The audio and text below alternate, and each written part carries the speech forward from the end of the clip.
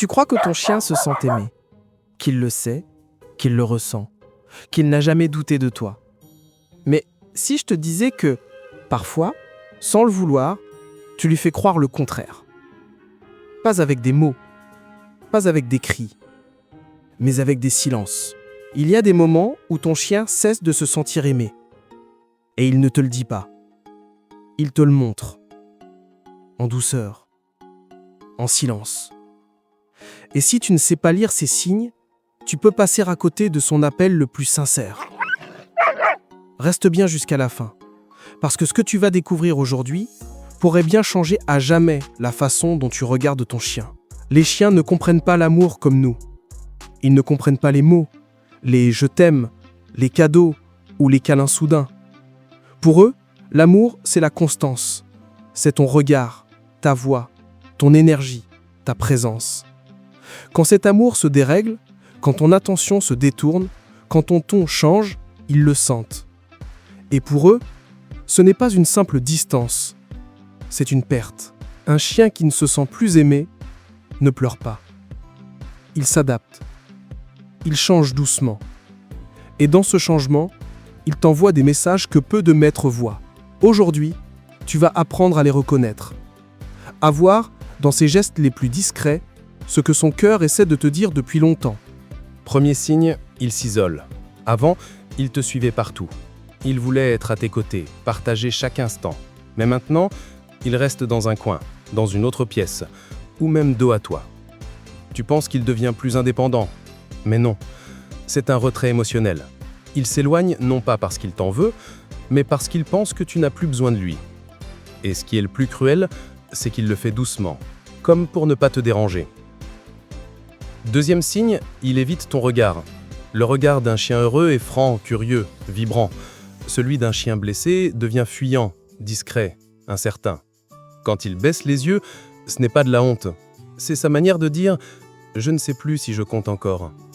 Et toi, tu passes à côté. Parce que tu crois qu'il est calme, mais en réalité, il s'éteint. Troisième signe, il n'écoute plus. Tu crois qu'il désobéit? Non, il s'éteint.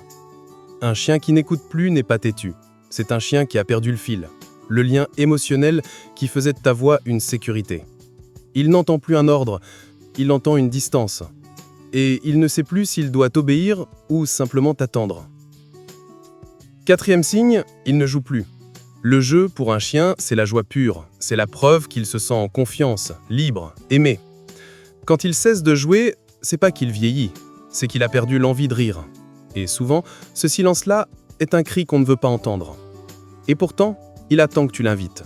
Un regard, un mot, une balle suffirait. Mais tu es ailleurs, et lui se tait. Cinquième signe, il te teste. Tu le verras faire des choses qu'il sait interdites, te regarder avant d'agir, attendre ta réaction. Ce n'est pas de la provocation, c'est une question. Est-ce que je compte encore pour toi? Et ta réponse, ce n'est pas dans tes mots, mais dans ton ton, ton regard, ton souffle. Tu vois, ton chien ne cherche pas à te défier, il cherche à te retrouver. Sixième signe, il devient nerveux. Il sursaute, il gémit, il tremble légèrement quand tu hausses la voix. Pas parce qu'il a peur de toi, mais parce qu'il ne sait plus comment te comprendre. Il t'aime, mais ton monde lui échappe. Il marche sur la pointe des pattes comme s'il essayait d'éviter un orage invisible. Et parfois, ce n'est même pas ta faute. C'est ton stress, ton absence, ton rythme, mais lui, il le ressent comme une tempête intérieure. Septième signe, il respire différemment quand tu l'approches. Un chien détendu respire lentement, calmement. Un chien blessé retient son souffle ou soupire après ton contact. Ce soupir, ce n'est pas de la détente. C'est celui d'un cœur qui essaie de retrouver confiance. Un souffle d'amour mêlé à la peur d'être rejeté encore. Et quand il soupire comme ça, il dit sans mots « Je veux croire que tu m'aimes encore ». Imagine, tu rentres chez toi. Il vient vers toi, la queue basse, le regard hésitant. Tu passes à côté, fatigué, distrait. Tu ne le repousses pas, mais tu ne le regardes pas non plus. Et lui, il s'arrête, il s'assoit, et dans son silence, il se dit « Peut-être qu'il ne m'aime plus comme avant ». Tu crois qu'il comprend que tu es fatigué, mais non. Les chiens ne comprennent pas l'absence d'amour temporaire. Ils la vivent comme un vide qu'ils remplissent de doutes, de tristesse, de silence. Et à force de ce silence, il s'éloigne un peu plus chaque jour. Pas parce qu'il cesse d'aimer, mais parce qu'il pense que toi, tu l'as fait. Mais il y a un signe, un seul, que presque personne ne remarque. Un signe qui arrive juste avant la rupture émotionnelle, avant qu'il se détache pour de bon. Tu veux savoir lequel? Reste bien jusqu'à la fin. Parce que si tu le repères à temps, tu peux tout réparer. Ce signe, c'est quand ton chien cesse de venir te réveiller.